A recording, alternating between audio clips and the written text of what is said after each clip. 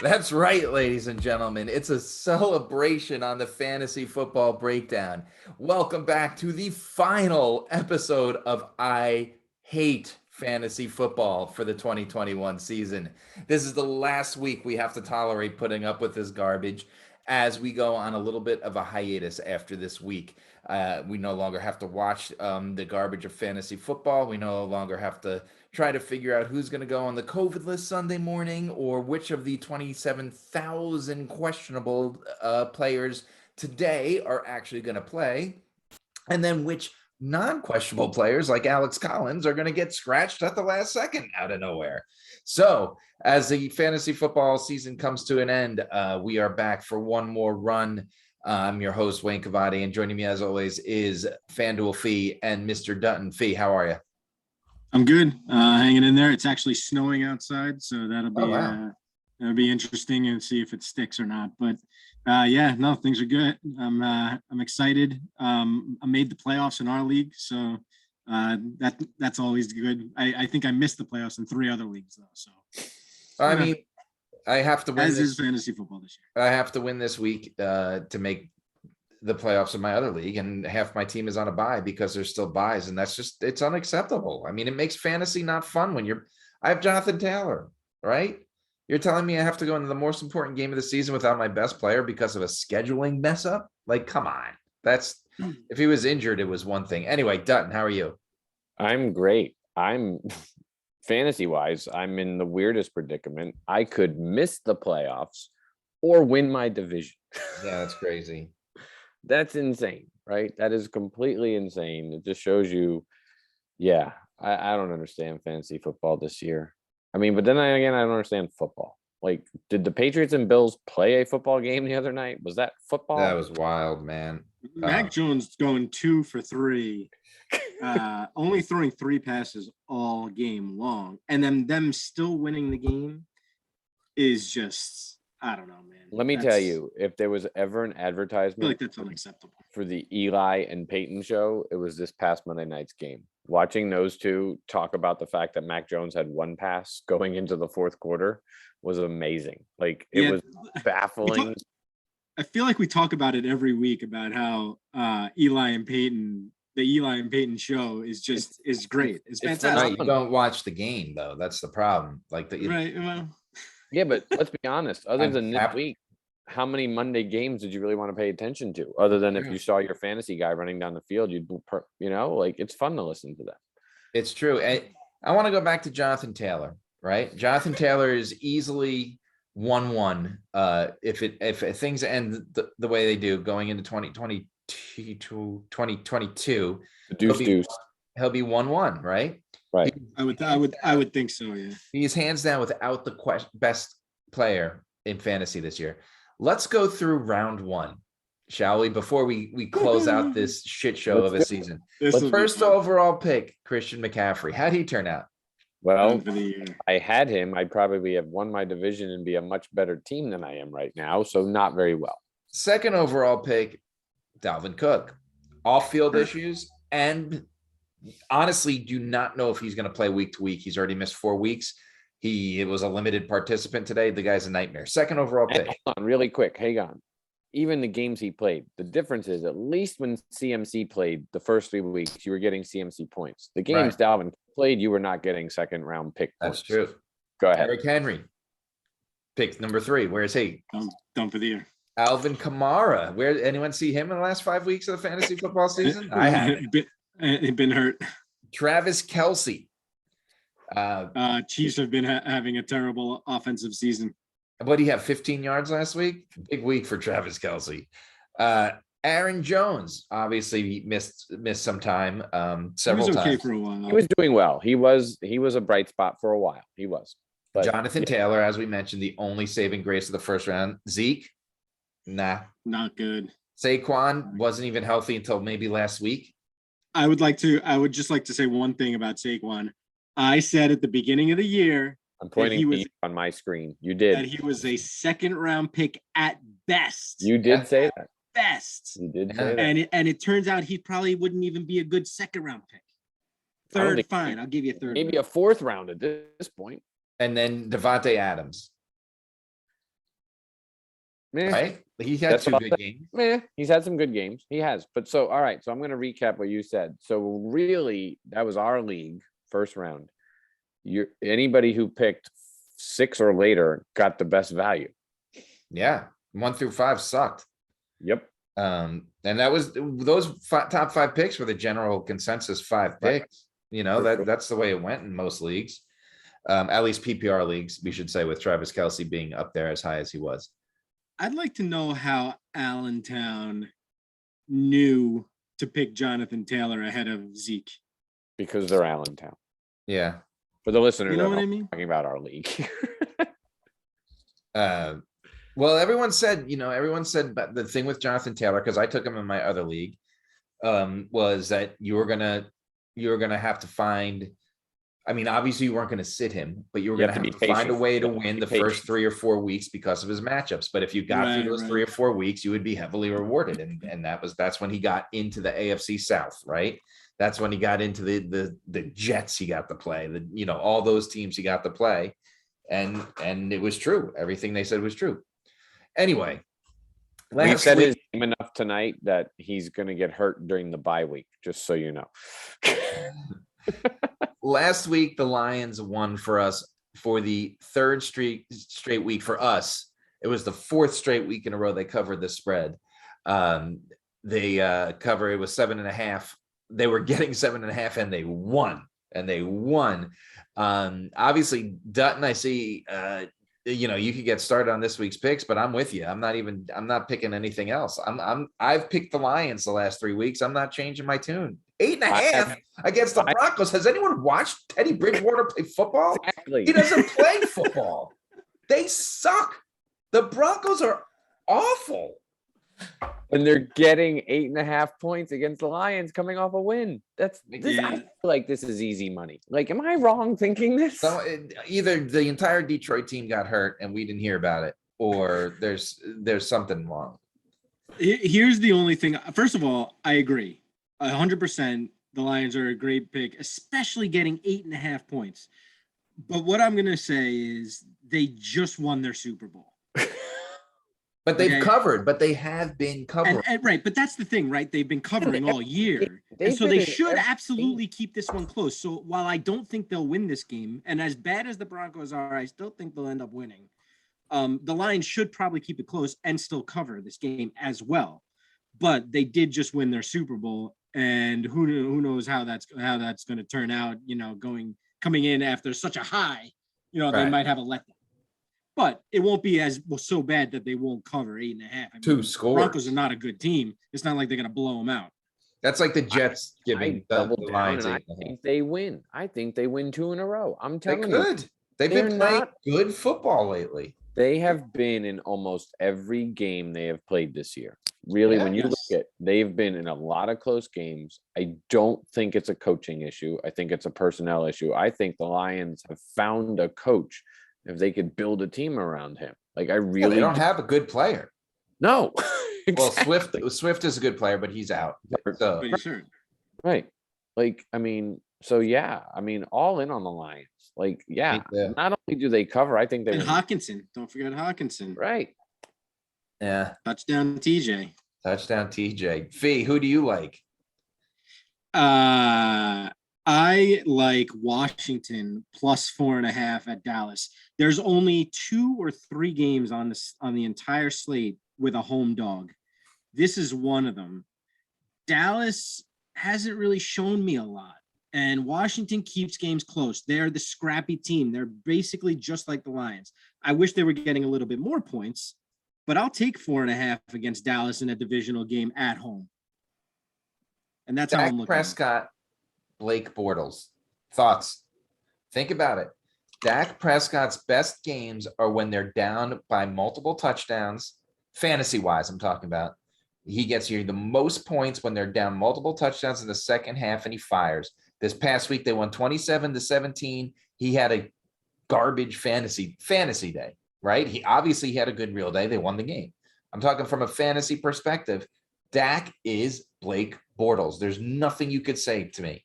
When they win that game, it's going to be controlled on the ground, right? And he's going to make the passes that matter. And then Dak is going to have his 45-point days that make him Dak when the Cowboys are in these garbage games and they're down and they lose 35-33. And that's when Dak gets you to 43 points. He is the most overrated fantasy quarterback in the game right now, in my opinion. I don't know if he's the most overrated. Fantasy. Again, I'm being 100% fantasy. I agree with you. No, I understand what you're saying. I don't know if he's the most overrated fantasy because, Patrick Mahomes is pretty bad this year. Right? And how high is he rated? But I agree with what you're saying is that Dak does not come out firing to win a game. He's not going to throw 5 touchdowns in the first half and put the Cowboys up 35-0. Right. He doesn't do that. No, he has to be coming from behind, like you said, to then put up the fantasy points.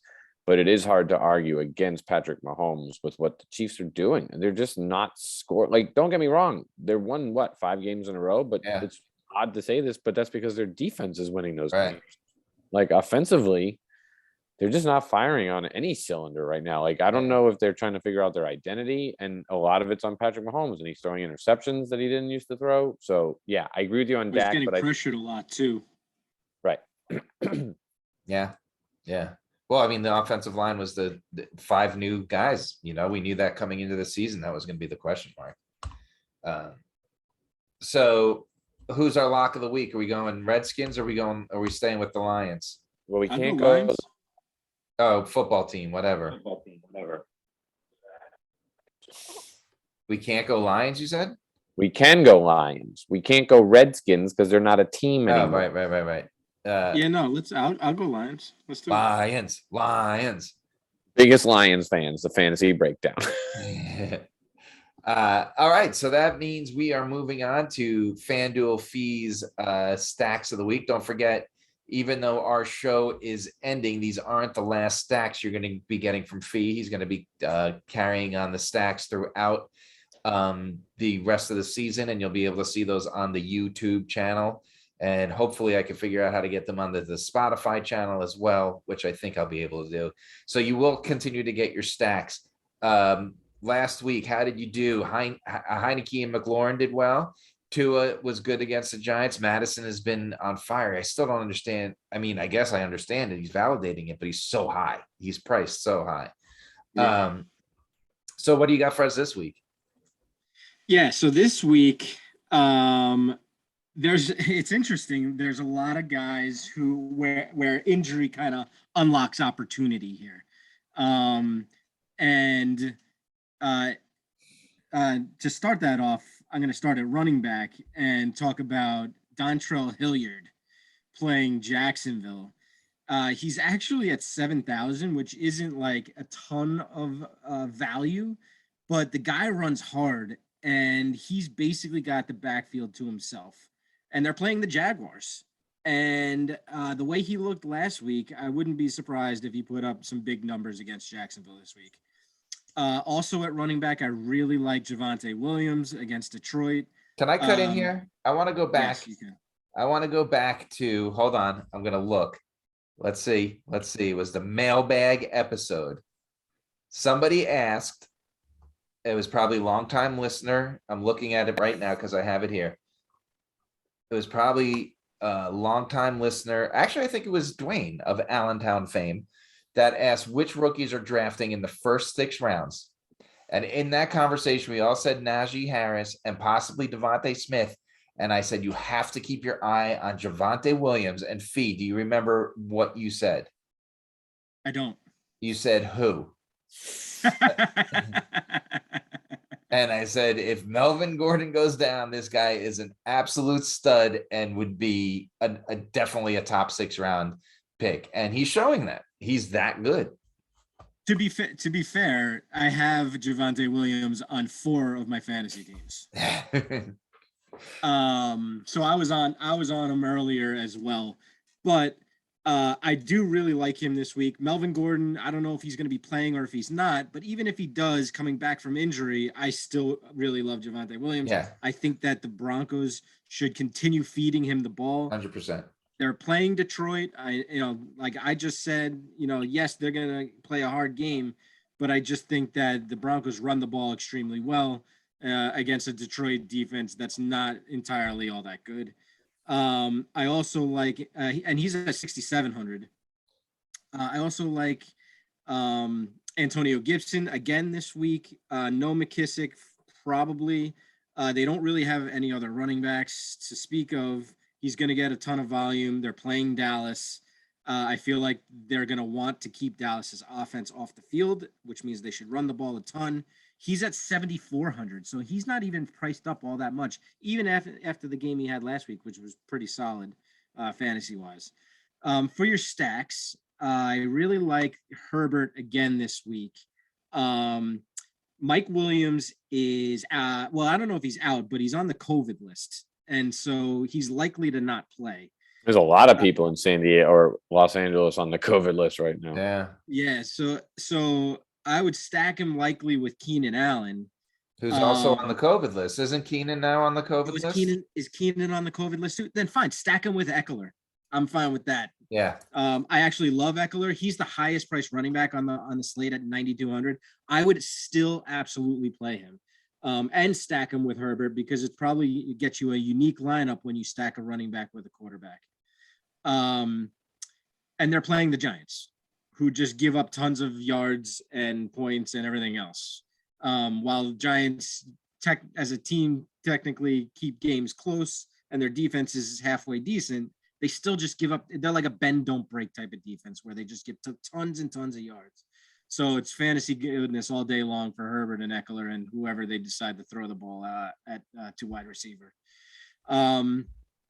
And one other stack I really like is Garoppolo. He's down at 6,700. I know he was not great last week, but if you stack him with George Kittle, I feel like they finally figured out that George Kittle is a good tight end because now he's finally, but they did nothing with him. I know he was hurt in the beginning of the year, but he came back, did nothing for a few weeks, and now all of a sudden he goes for 180 yards.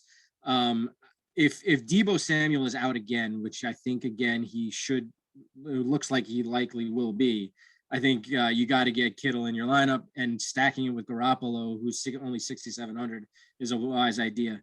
On that same game, I also really like Brandon Ayuk. He's at 6,400. They're playing Cincinnati, not a good defense against the pass.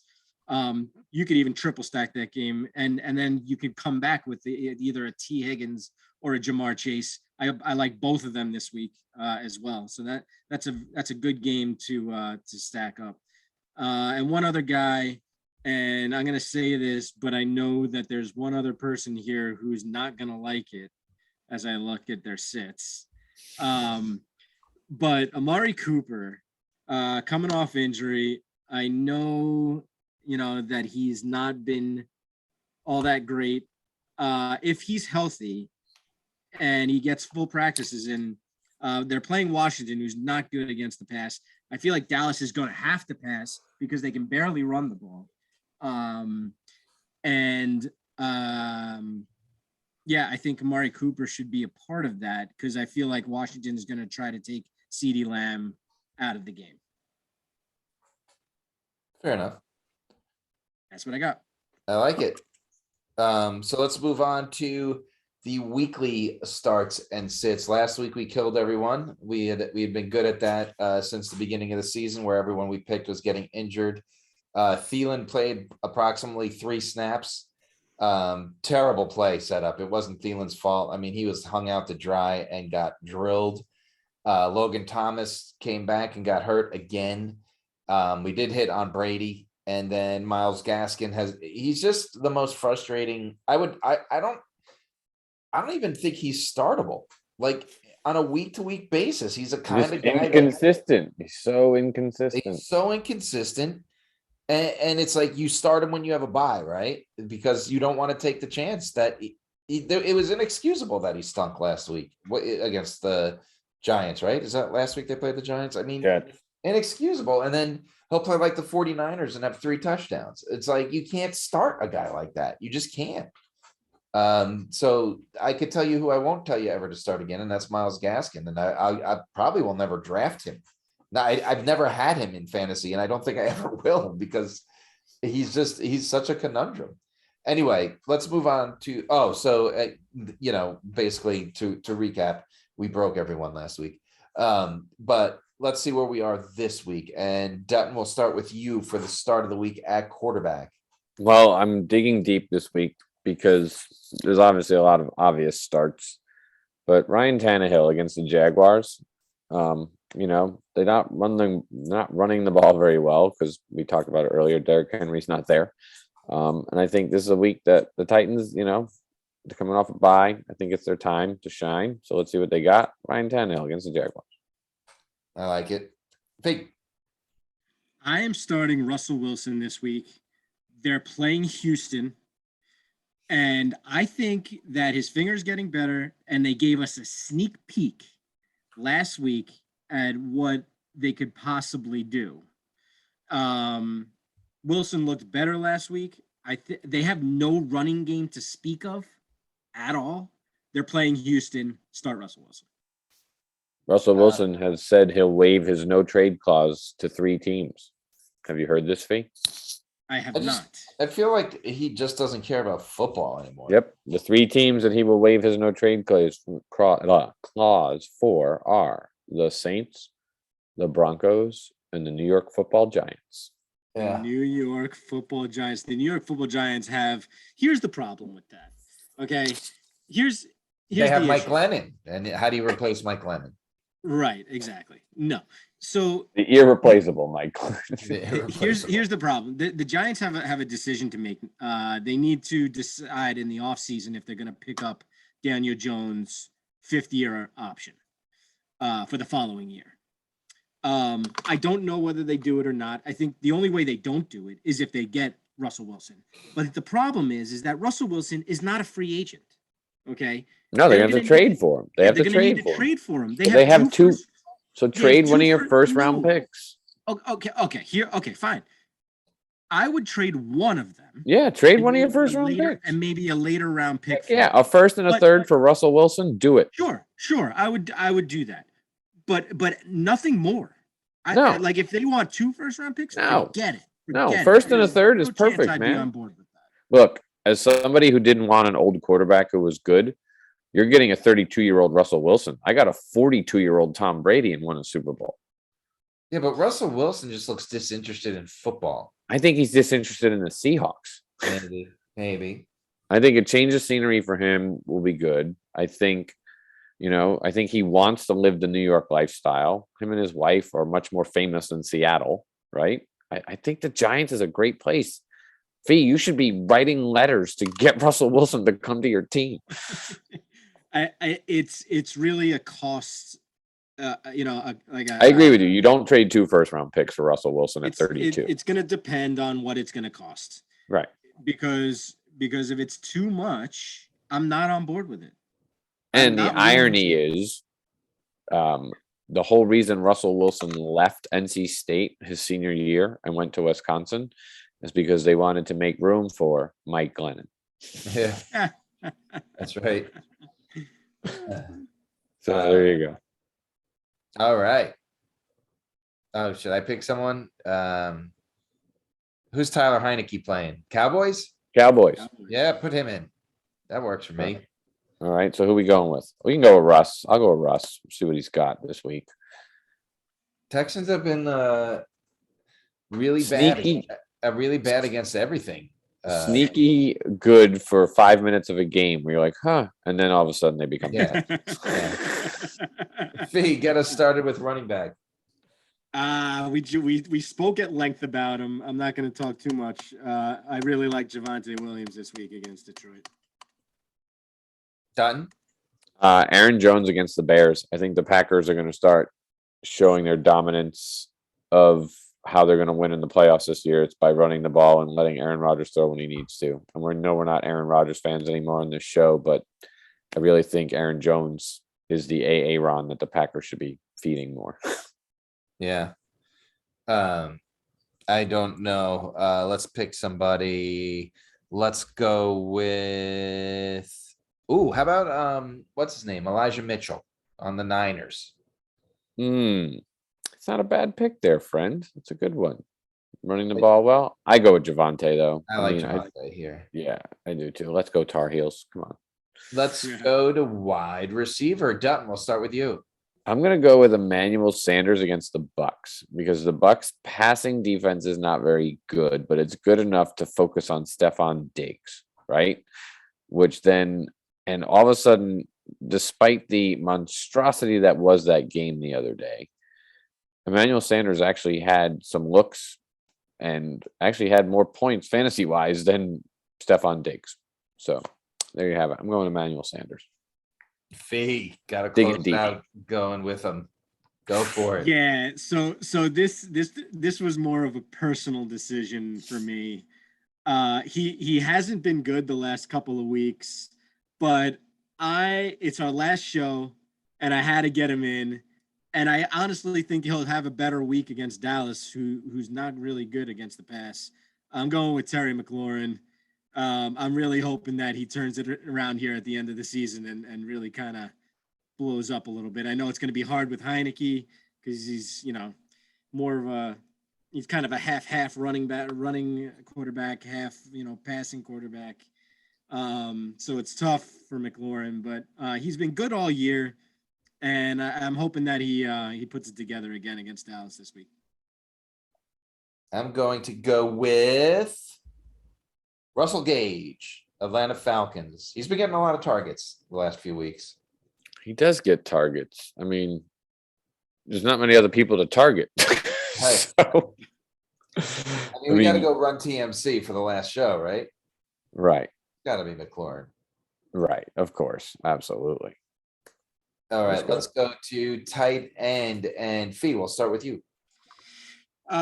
Yeah, so I'm starting Foster Moroe again this week. I know he didn't really show up last week, but if Waller is out again, I think they really got to get him involved. He's a good tight end. He's very athletic. He showed it when Waller was out previously. I just think that last week was kind of an outlier. They just weren't able to get him involved. I think he'll be, if Waller's out again this week, they're going to have to get him involved against Kansas City. I think he's a good play this week. Dunton. Going Zach Ertz against the Rams. I think Cardinals are starting to find their offense again, as in they're all getting healthy, and I think it helps. The Rams defense is good. It's not as good as it should have been going into this year. They do give up a lot of points, and I think Zach Ertz is going to find a lot of openings in the middle there against that defense. I'm going to go with, you know what I'm going to do? I'm going to go with Austin Hoopa Duper. Because what's his name I saw is out. Njoku. Yes, David Njoku. Right. Put me down for Austin Hooper. All right, who are you going with? I'll give Moroe a second chance because he really let me down last week. But if he is, I think he's really good. Okay, we'll give him a shot.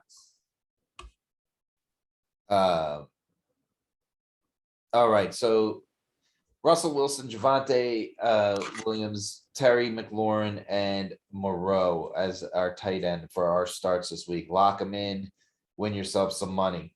Moving on to the sits last week, Matt Ryan stunk. Cordero Patterson didn't do all that much. Tyler Lockett had a good game, and Evan Ingram played Evan Ingram football. So our sits were pretty much on.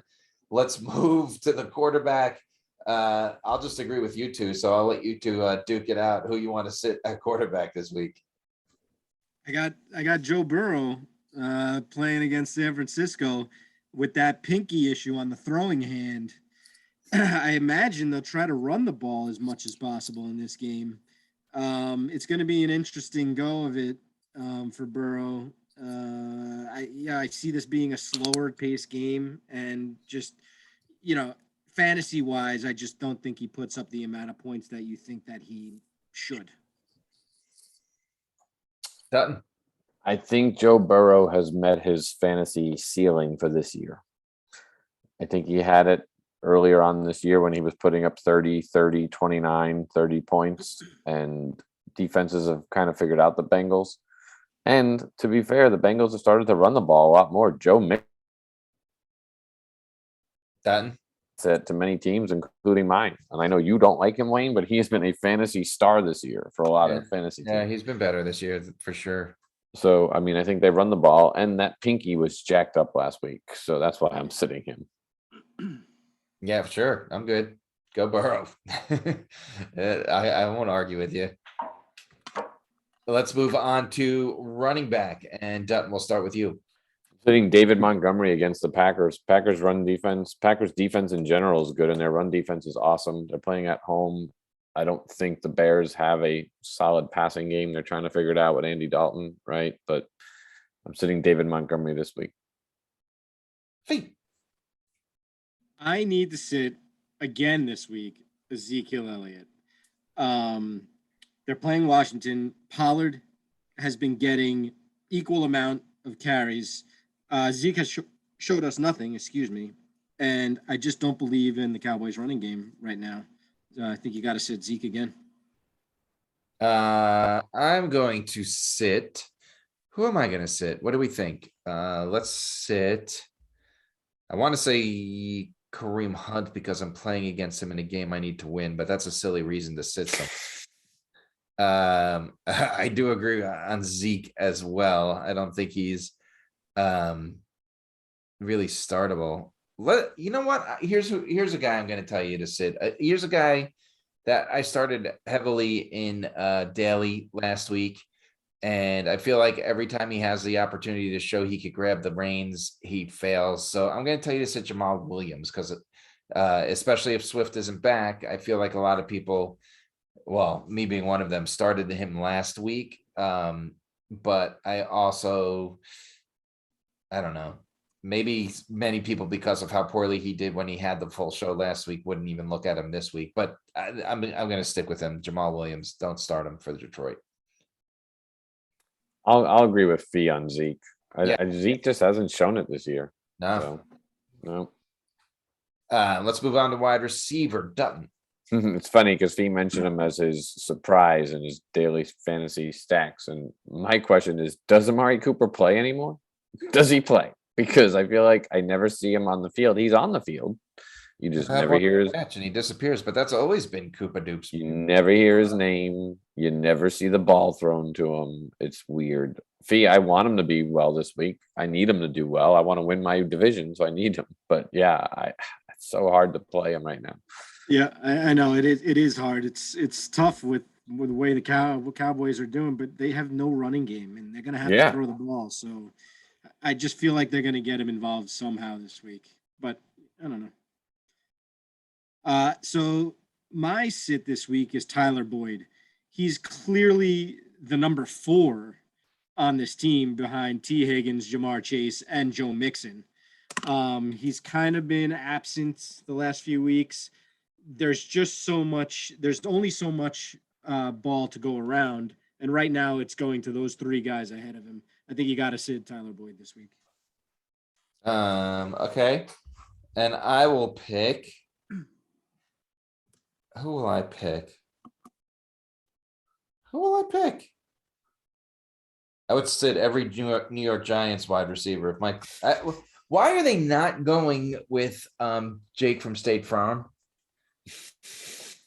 Because I guess Mike Glennon is clearing concussion protocol, so he'll be okay to play. Did they watch Mike Glennon prior to the concussion when making this? Why not just let Fromm go? I don't know. Yeah, you're right. I agree. They probably should. But the reason is that they just picked him up. He's only had 5 days to learn the offense. Yeah. Better than Mike Glennon. Yeah. Right. Fair enough. I'll throw out, I'll pick a name. I'll go for a letdown week, a guy that everyone likes and I like, and I feel like he's had a good year, but you kind of mentioned that the Chiefs defense has been playing really well. So let's sit Hunter Renfrow this week, who's been having a great year. And the Chiefs need to win this game. And honestly, if Waller doesn't play, that's the guy you take out, right? Right. That's who you put everybody on. So yeah, I don't know how much I believe in that, but I'm going to throw him into the mix. So who do we think? I kind of agree with Fee on Tyler Boyd, although I feel like the minute we say we're going to sit him, he's going to hit like a 60-yard touchdown. That's going to be it. He's going to have 1 pass, 1 catch for 60 yards, right? But let's sit him. Right. But we're going to sit him, but that's going to happen. All right. So let's move on to tight end and Fee. I'm sitting Dalton Schultz, and it's because I think Dallas gets some wide receivers involved this week. Washington's been decent against the tight end. And Schultz has kind of been absent from the Cowboys offense. And I think that continues this week because I think they're going to get Cooper more involved as well as Gallup. So I'm going to sit Dalton Schultz this week. Dutton. I'm going to sit Gronk. And I'm sitting Gronk because the Bills defense has only allowed 54 points this entire season to tight ends. So that's like 4.2 points a game. That's not a lot of points. And they played the Chiefs. So that means they've played Kelsey, right? Yeah. So it's also a big game in the Dunton house because my wife's a Bills fan and I'm a Bucs fan. So this is a big game. So for me to sit Gronk tells you, and he's on my fantasy team. I'm a little worried about it, but I don't know. I'm worried about Gronk against the Bills. Plus, Gronk's from Buffalo, right? So there's some revenge from the Bills there. I don't know. Be worried about Gronk this week is my concern. Right. And I'm going to round it out with, there's like some legit tight ends out on a bye this week. Obviously, Gesicki's a start. Hunter Henry's a start. Goddard start. So you got three guys on bye. I mean, no one from the Colts really. You wouldn't start anyone from the Colts anyway. I'll say Noah Fant because I feel like people have to start him. The Lions have been surprisingly shutting down people of late, so that's my pick. Who do we want to lock in there? We want to lock in. I mean, if the numbers you're saying about the Bills are true, I think Gronk is a good sit. Yeah, I think you probably got to sit Gronk. I mean, it's good. That's a tough person to sit. That's what I'm saying. It's a tough sit, but when I saw that, like they've played 12 games and they've only allowed 54 points to tight ends. That's crazy. Yeah. Like 4.5 points a game. 4.5 points a game. Yeah. So anyway. Yeah, no, I'm good with that. So let's do a quick rundown for you, ladies and gentlemen. We are locking in our last week. We're looking to make it 4 in a row with your Detroit Lions getting 8.5 against longtime listener Anthony's Denver Broncos defense. Your starts. Fanduel Fee's stacks of the week are Heineke and Herbert and we went with Eckler there. Yeah. Yep. Garoppolo and Kittle. Gibson, he likes starting. You could throw Ayuk into the Garoppolo Kittle mix if you'd like. He had in there. Javonte Williams and Hilliard on the Tennessee Titans. Our weekly starts of the week for week 14 is Russell Wilson at quarterback, Javonte Williams once again at running back, Terry McLaurin at wide receiver, and Frank Moroe at what's that position? Tight end. Sitting this week is Burrow at quarterback, Zeke at running back, Boyd at wide receiver, and Gronkenstein. He just seems like Frankenstein, Gronkenstein. He really does. Of tight ends. We're sitting Gronk against that Bills tight end defense. So there you have it. Again, thank you for these the last 2 years. We appreciate you. We're not going away. We're taking a long break, a well-deserved break. Fee will be back next week with your stacks of the week and daily fantasy plays. But as for us, as a show, we'll be back. Our next episode will be a Super Bowl XLQ LMNOP. What number are we on Super Bowl this year? 53, right? 52, 53, 53, I think. Whatever those are. Whatever those Roman numerals are. Bucks. It's going to be Tom Brady against Bill Belichick in the Super Bowl. Yeah, that would be insane. We'll be back to preview it. So pay attention to what Fee's got to tell you. Good luck in your fantasy. Hope you make the playoffs. And till next time, thanks for joining the Fantasy Football Breakdown.